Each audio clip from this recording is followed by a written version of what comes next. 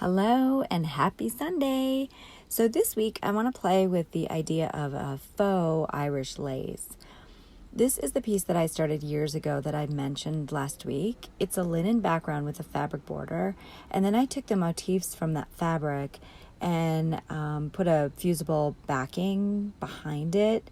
I took my machine and I did a satin stitch around those edges and then a blanket stitch, and then I crocheted around them, and then I used some smaller crochet motifs. So I'm looking forward to finishing this one up. Basically an Irish lace crochet.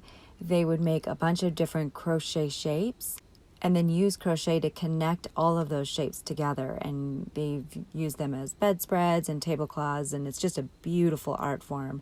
But this week we're going to take a little bit of a faux approach to that, so we won't be crocheting them together. We're actually going to be using the chain stitch embroidery, which will look very similar, but since we're doing this to a background, I thought that would be way easier than crocheting all the pieces together. So we're going to try that. I've never done this before, but hey, what the heck, we're just playing around, right? Okay, so I've pulled some scraps and laid them out onto two different background options. Then I pulled some coordinating flosses and yarns, and I think I'm going to go with the rust color. It's a little bit richer. And then I got out some tools, crochet hooks and templates and button covers. Oh my. So let's start by making some shapes. I have so many packages of these button covers, and this might be just a fun way to play with them. So on the back of the button package is a circle template that you can cut out, and so I use that to cut a circle of fabric, and here I'm just wrapping the button with the fabric and catching the cloth on the little teeth. It helps to have a pencil eraser to push the fabric in place. Just keep working around the button, flattening out any curves and any creases. Use your pencil eraser just to push that up on there. And then take the smaller lip of the cover and place that on the inside and snap it in place. I have these pliers here from a beading plier kit to help. They've got a little protective cover on them, but if you just have normal pliers, just make sure you protect the front of the button with some batting or some layers of cotton or something so you don't smush it. And I want this to lay flat on the fabric, so I'm going to use the pliers to push down the button shank. But of course you could use this as a button too, so you may not have to do that. But to crochet around it, we'll need blanket stitch edging. So I marked the north, south, east, west lines using a Frixion pen in my work surface, the lines on the grid, and then I eyed up the marks that go just in between those. So you should have 8 little marks around the edge. Then, with 2 strands of DMC floss, come up from the back at one of the marks, and then work the buttonhole or blanket stitch around, catching the thread under the needle each time so that you have a little layer of thread going across the side. And then just work across the side edge rather than inserting the needle into the front. Unless you want to see the threads on the top of the button, just keep really consistent if you do that. And I have a very thin layer of fabric here, so when I put the needle in, you can see the metal underneath. A lot of times what you could do is put a piece of batting between the button cover and the fabric, and that will just make that button a little bit more padded. But here, since we're using this as a decorative piece on a block, I didn't bother with that. And then when you get back to the beginning, just knot it really well because we're going to be pulling on these threads with crochet, and then weave in the ends through the back of the button.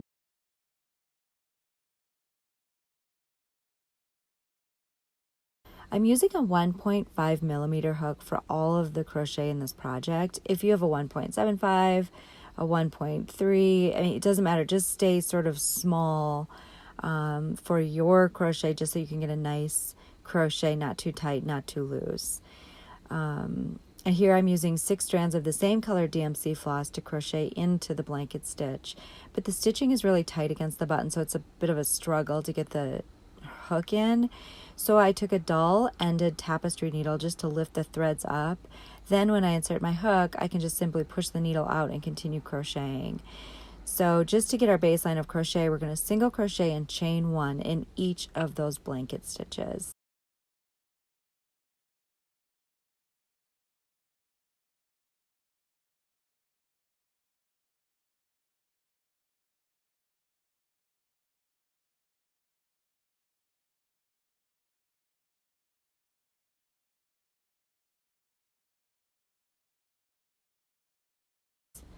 Then when you get back to the beginning, slip stitch in the first single crochet.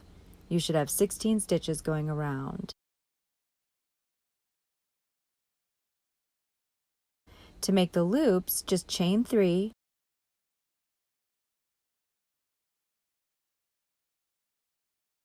skip a stitch, slip stitch into the next stitch. But you'll see here that I'm going into the back loop. So in other words, I'm inserting my hook into the middle of the chain of the crochet stitch. I wanted to keep a ring of threads that frame the button, and that's why I did that. But just make sure that you catch the thread from the back. You might have to just use your finger to scoop up a little bit more of the thread, especially if you're using this because it splits. But if you just go slowly into the top of the chain alone, it's really easy to get distorted and those chains will pull. So just whenever you work into the back loop of crochet, always pick up the back of the stitch as well.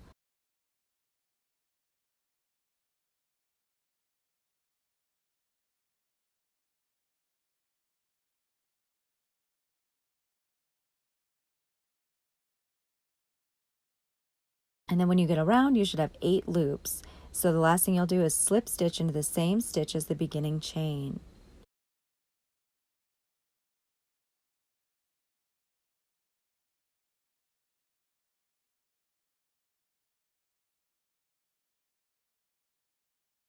So if we stopped here now, this would just be the cutest on a little blouse or something like that. I think this just makes the little button, this crochet edge, super, super fun.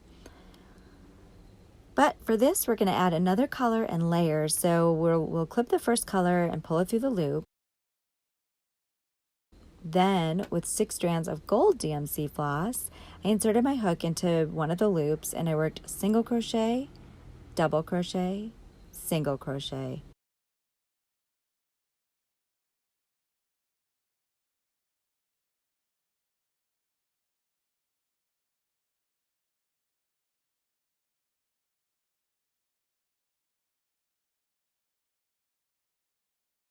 Then I slip stitch into the stitch between the loops.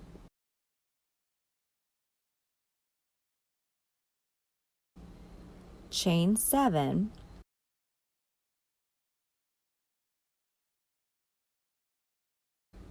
skip a loop and slip stitch into the stitch between those 2 loops, the next 2. Then work the pattern again. Single crochet, double crochet, single crochet into the next.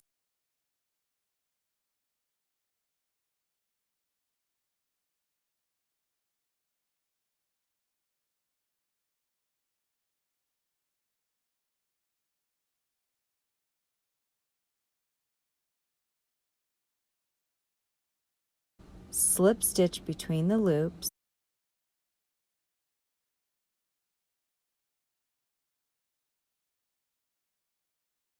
Chain 7. Skip a loop and slip stitch between the next 2 loops.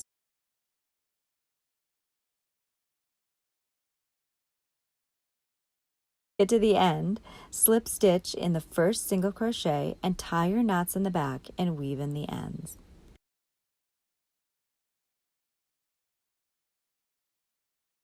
So here we're just building a little loop and fan frame.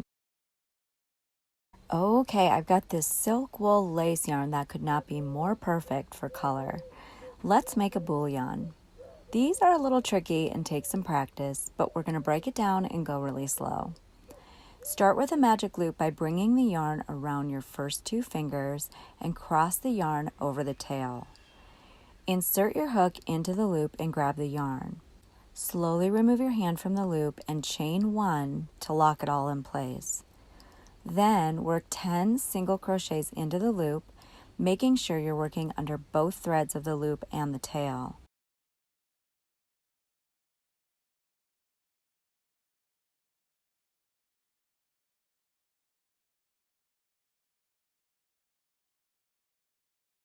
After your 10th loop, slowly pull the tail to close the loop and gather the threads. Slip stitch in the first single crochet to join it. Pull the tail just a little bit to tighten, and from here, chain 4.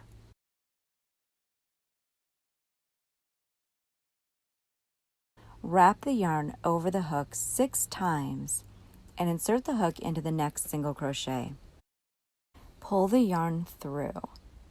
Yarn over and pull through just the first 2 loops. Now from here, you won't be yarning over. You'll be pulling the yarn at the end of your hook one at a time through each existing wrap on your needle until you have 2 loops left. Take your time and have your hands very close to your work so you can manipulate the hook through the loops. Try not to hold it too tight here. You want to hold it firmly, but your hands want to be relaxed.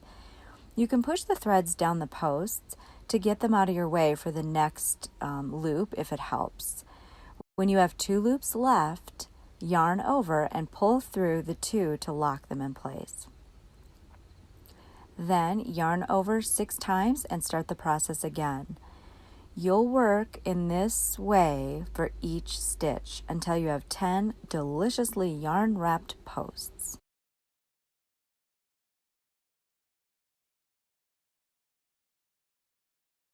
The little chain 4 that we started with will actually be hidden, so that will get tucked behind the first post, and then when I weave the ends in to the back of this, I'll usually just sort of manipulate it so that that chain 4 will stay back. So at the base of the chain 4, I might just stitch that kind of behind the first loop. So that's not something that's going to be visible when it's done.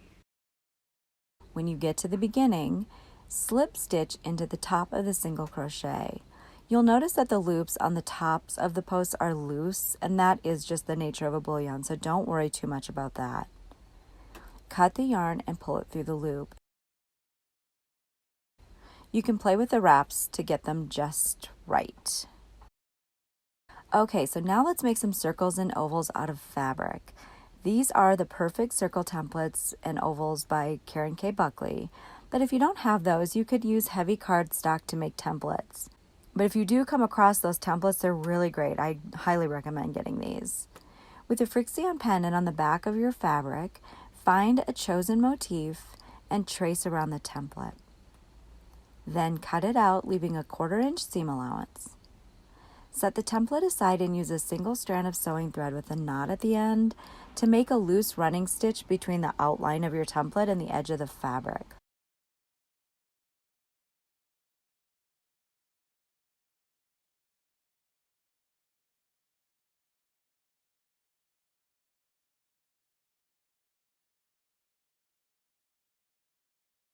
When you get to the beginning, poke the thread to the right side of the fabric, center the template again, and gently pull.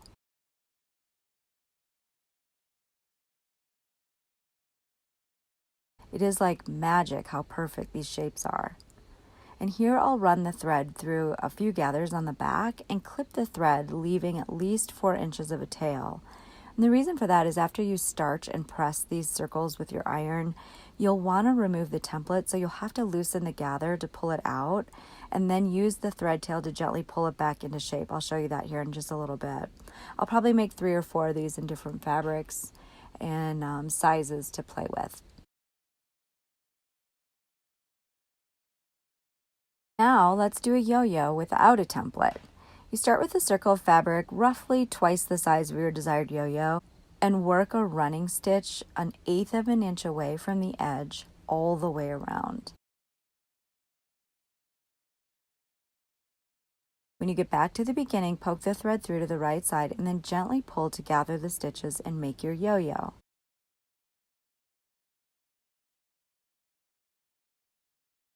Run your thread through the gathers, knot it, and clip it.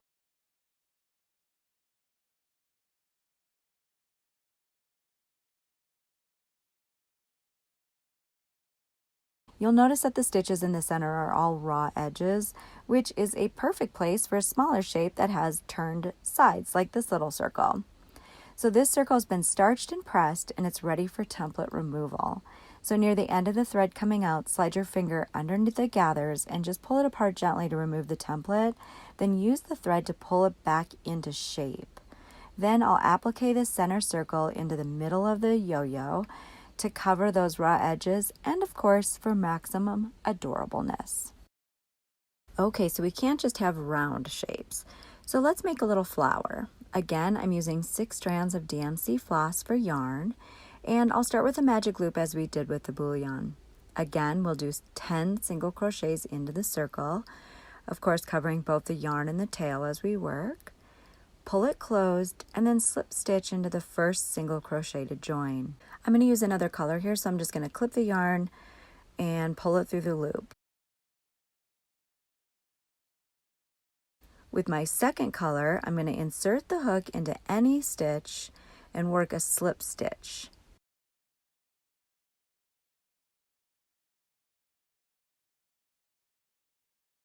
Then the petal goes chain 4, work a double crochet cluster into the same stitch, which is done by not completing the last 2 loops of the first double crochet and instead just yarning over and working another double crochet to the last 2 stitches of that one, which will leave you 3 loops on the hook. Yarn over and pull through all 3, and that will combine the tops of those 2 double crochets into 1 stitch. Then chain 4, slip stitch into the same stitch you're working from.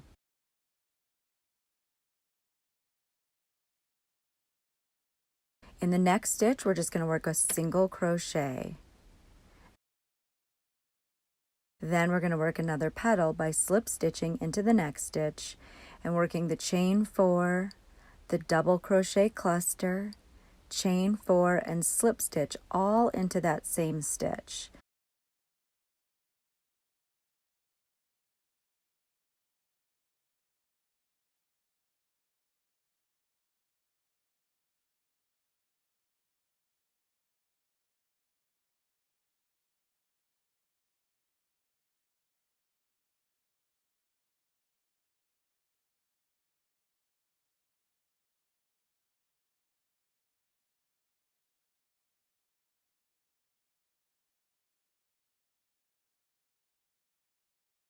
Then single crochet into the next stitch. Just work this repeat until you have 5 petals. When you get to the end, make sure you single crochet into the last stitch and then slip stitch into the same stitch as the first petal is emerging from to join it. Clip it and pull the yarn through the loop.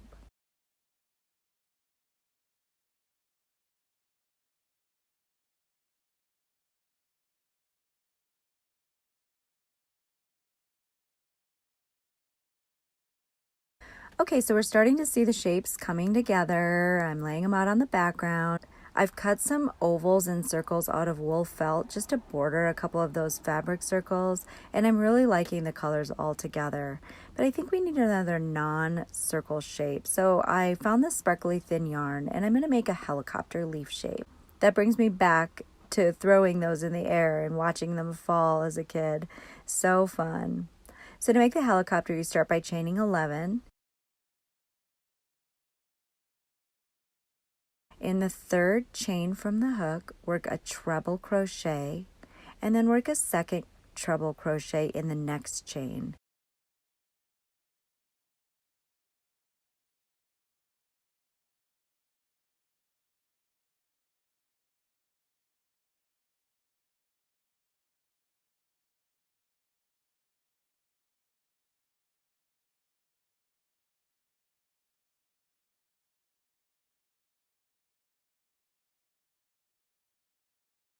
Then right on down the line, we're going to scale it down. So we're going to work 2 double crochets.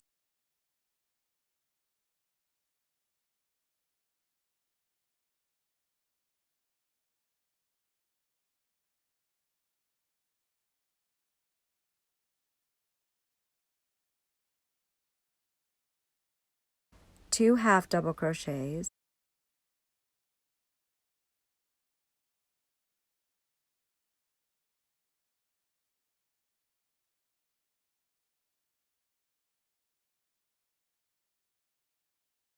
And then 2 single crochets, and each of these get their own stitch. So we're just working down the line 1 stitch in each chain. And then we're going to work it again. So you're going to chain 11 and then repeat that stitch progression down to the middle. So you'll treble crochet in the third chain from the hook and work another treble, and then do 2 doubles, 2 half doubles, 2 singles.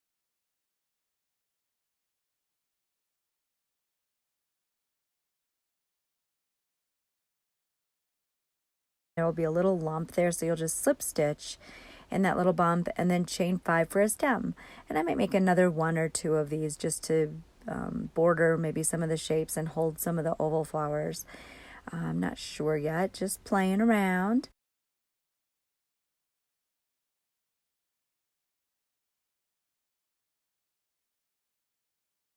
But now that we've got these shapes, we need to think of the main color, the main yarn for joining these together.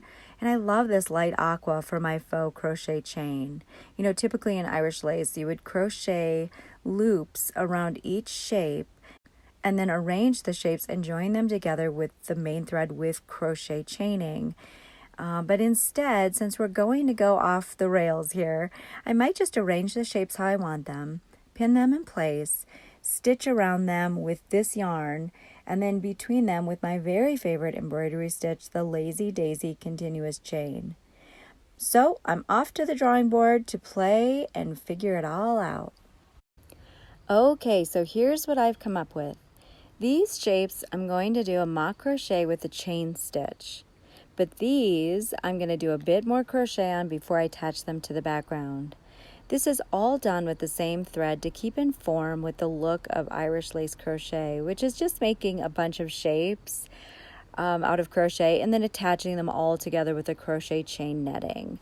So here I'm using a merino wool sock yarn for my background and motif stitching.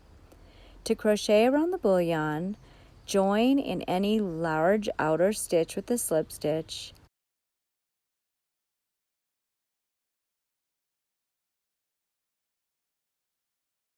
Chain 3,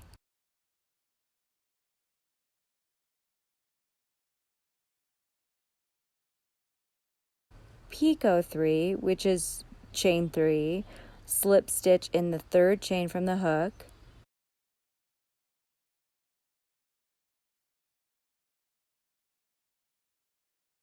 then chain 3 again, and slip stitch in the next stitch of the bullion.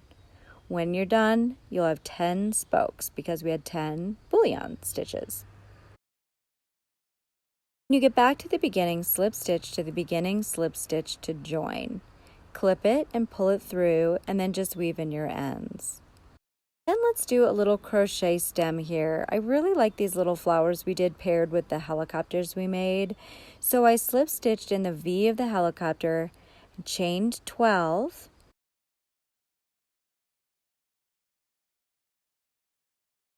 and I found a little place on the back of the flower to join with the slip stitch. Then I weaved in those ends.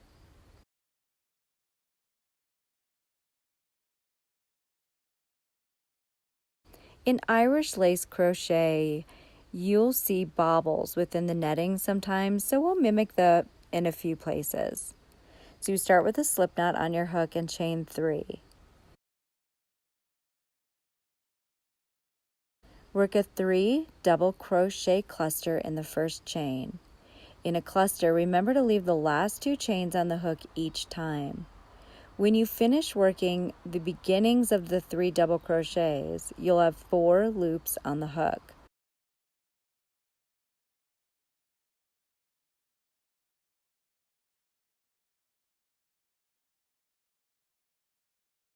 Yarn over and pull through all 4 loops. Clip the yarn, pull through, and gather. Tie a knot between the 2 threads, and then you've got little round bobbles that you can place anywhere you've got some extra negative space.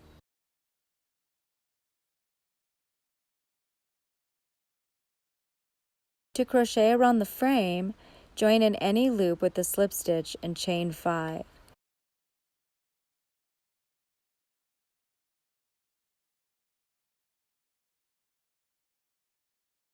Slip stitch in the top of the double crochet of the shell between the loops and chain 5.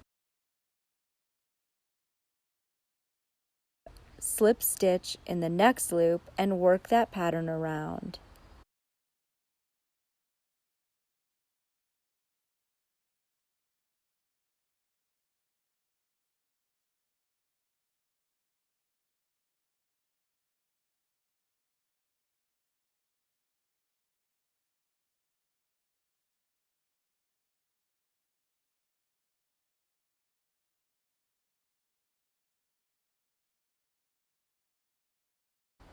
Spend a few minutes laying out and arranging your pieces, taking photos so that you can look at them as if looking at them from a distance. That way you can compare them on your phone and not forget maybe a layout that you liked.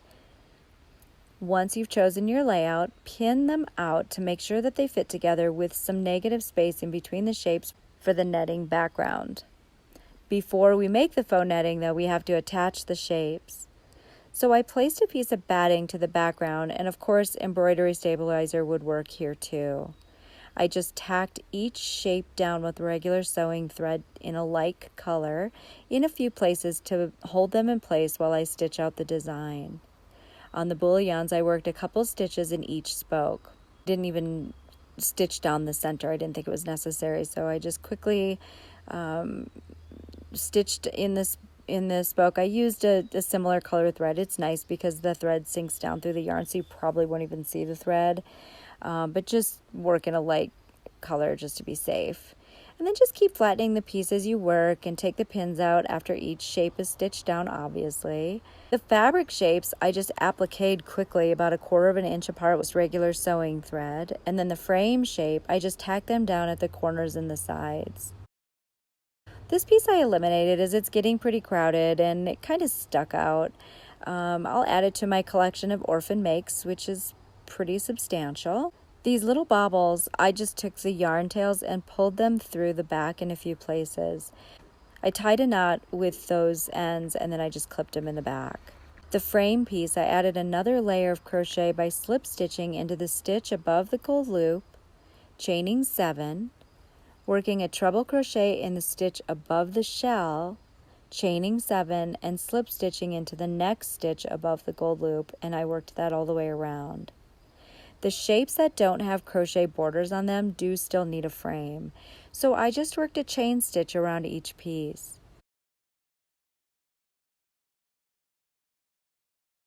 A chain stitch is simply a continuous lazy daisy.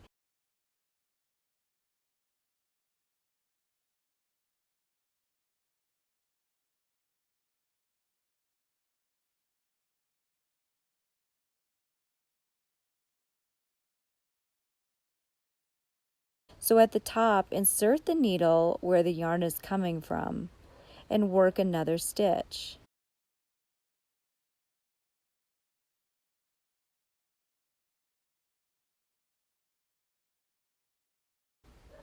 When you get back to the beginning, end by inserting the stitch into the base of the first stitch, and it makes a really pretty ring around the shape. I'll work the same thing for the ruffle yo-yos. And this little wool shape, I will work that, but I might do some stab stitch in the wool itself and then just do a chain stitch ring around the wool. Then I'll chain stitch around the flower petals and helicopter leaves. Now it's ready for the faux Irish lace netting completion. Normally you would crochet these pieces together, but I thought, well, we could do that, but then we'll have to stitch it down anyway, and since it's going to be stitched to a background, why not just stitch the netting with the chain stitch and join the shapes with one pass, as it's going to look really similar. So I just join the pieces to each other with random lines of chain stitching. Start in the middle in the obvious places and short lines as you work, and you'll get comfortable with where to do these lines. In my mind, as I was stitching, I thought whenever I would need to join the shape with crochet so that the part of that shape didn't just flop around as if I were doing this traditionally without a background, that's where a stitch would go.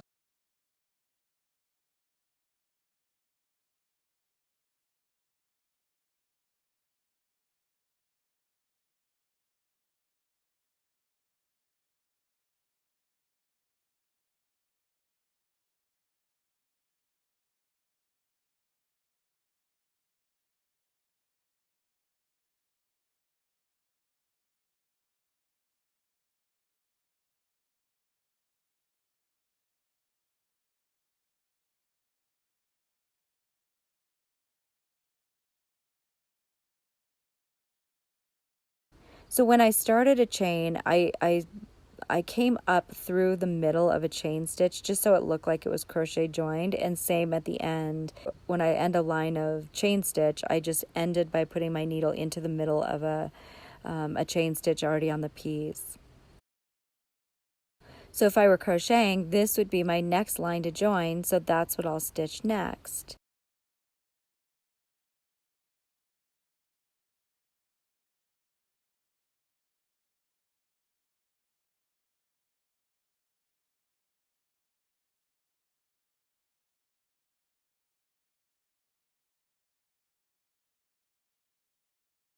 And as you're working, just stop and look at it, make little mini decisions as you work. You don't have to plan the whole thing out.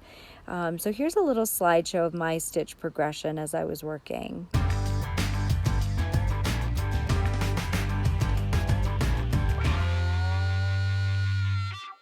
And it's finished. I really like this technique and I will use it again. This block will go in my journal so I can refer to it when I want to do a bigger piece.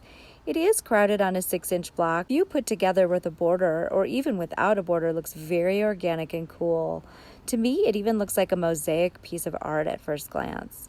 So I will be making more pieces with this technique, and I hope you've enjoyed this random idea I had for faux Irish lace, and I hope to see some photos of this or any block you're stitching with me. Speaking of, here's Mary's drawn out mandala from last week. She did one stitched and used the same design for Inktense coloring. I love how her simple shapes turned into what looks like an Art Deco design. The stitching is sublime and the colors are so fun. Thanks again, Mary, for sharing your work. You are amazing. I got this block from Sarah just before I finalized this video. Came through in the wee hours, and I just love looking at this block. The way that the top star, yellow star, looks like it's fading and dissipating into the background. And the stitching that she did on it, she's watercolors here, so she wanted to accentuate those colors with stitching. It's beautiful. The beads in the corner. The centerpiece is a piece that she had done in a stitching group before and added that to her block, and the whole thing is just beautiful. I bet that if you put these together in a block that it would just be a stunning quilt. So thanks you guys so much again for sharing your work and stitching along with me. I love to see these photos come through. Next week, we're going to play with some needle felting. I haven't done needle felting for a little bit, and I have some fun ideas to work into a piece. So just grab a needle felting needle, some roving, some wool yarn, and a 6.5-inch background, wool background. And it can be a wool blend too. If you have like a wool acrylic or an eco wool, you can needle felt into that just fine. So until then, happy stitching and enjoy your time. Thanks again for joining me. Bye-bye.